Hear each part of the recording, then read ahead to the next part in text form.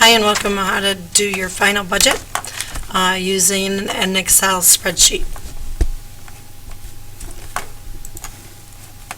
Okay, so first you will need to go to My Teacher Drive, E.R. Damon, go into Files for the Junior Project, and Part 2. The three files, in order to do your final budget for Job 1, what you'll need is this total budget, Job 1 final budget, and your practice page. Okay, I have those open, and so this is an Excel spreadsheet.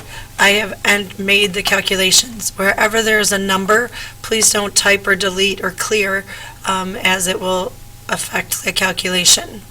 So first thing you want to do is that you're going to enter your ATI, and if you notice, there's two tabs, Job 1, Job 2. So just make sure you're on Job 1, help you do that. Okay, so 41,495 is my ATI. Remember, we got that from that budget beginnings? Okay, so we've entered that. So now I need to enter my budget practice page. Alright, so now you're going to take your final numbers for your house, your car, and your education and enter them here in the purple. So I'm going to put 19%.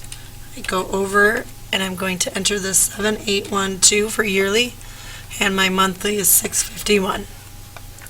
Okay, we need to go to transportation. Okay, so here I have 16%, and I have 6516 for yearly and 543 for monthly. Education, okay, I have 3% for my monthly.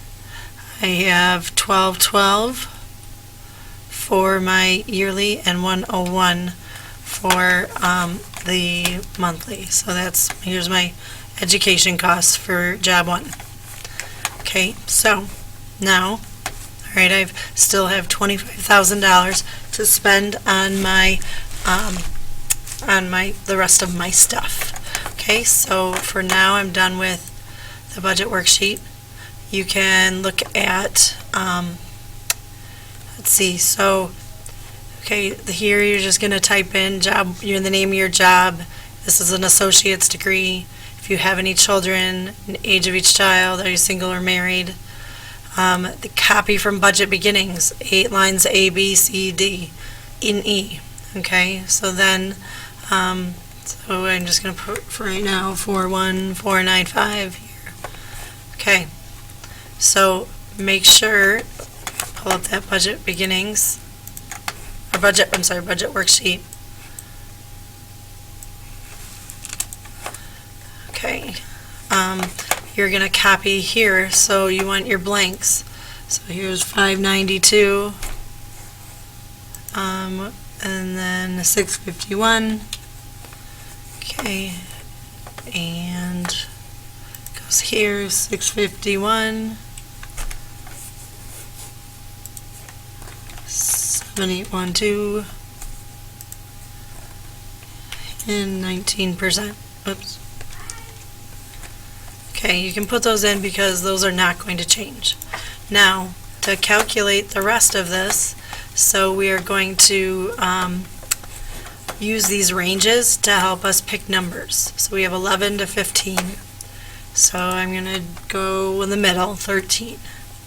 And for food, I'll do 13. Okay, scroll down to healthcare. Okay, and you're just typing in that percent of budget spent. Remember, again, if there is a zero or a number there, don't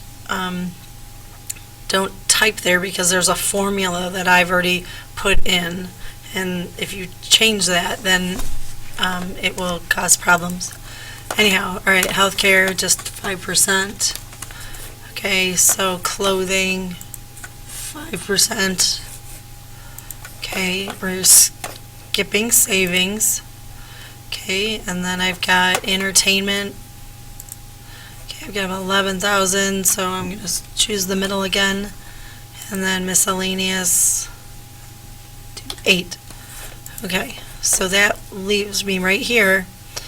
If I look at this blue, okay, I'm at about 4,793. Okay, now I think so that's a little more than 10%. So maybe I decide I'm going to spend more on clothing. Okay, so that's around 10% for savings. Okay, however, if this is a negative number, you have spent more than you make, and you need to less some of the household, food, healthcare, not really healthcare, but clothing, entertainment. You know, it's like in real life. If you don't have enough money, you have to scale back.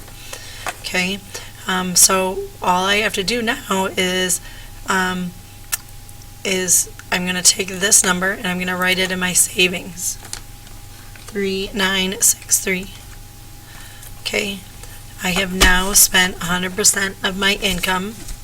Okay, now occasionally this may say a -1 or a dollar, and that's just a rounding issue.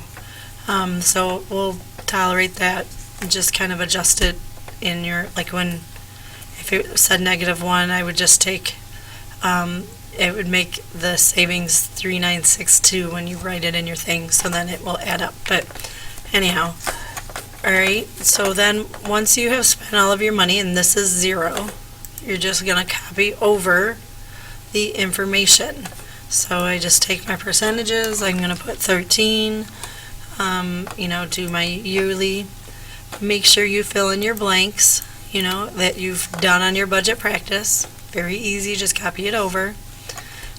Remember, for those of you who may have spent, their student loans were very large, that you would write that 10% below. You would do your regular calculation here, and then your 10% would go below that you would type in. And then in your education, the education would be that 10% amount, not the amount that will be in these squares. That's only for those of you who have education loans that are more than 20% of your income. Again, fill in those blanks. Okay, and then this should match line E, which is that amount, that ATI, which is here. And if you use this, then you are going to be golden. So anyways, if you have any questions, please send an email to RHS Mrs. Damon, MRSDAMAN @gmail.com. Good luck.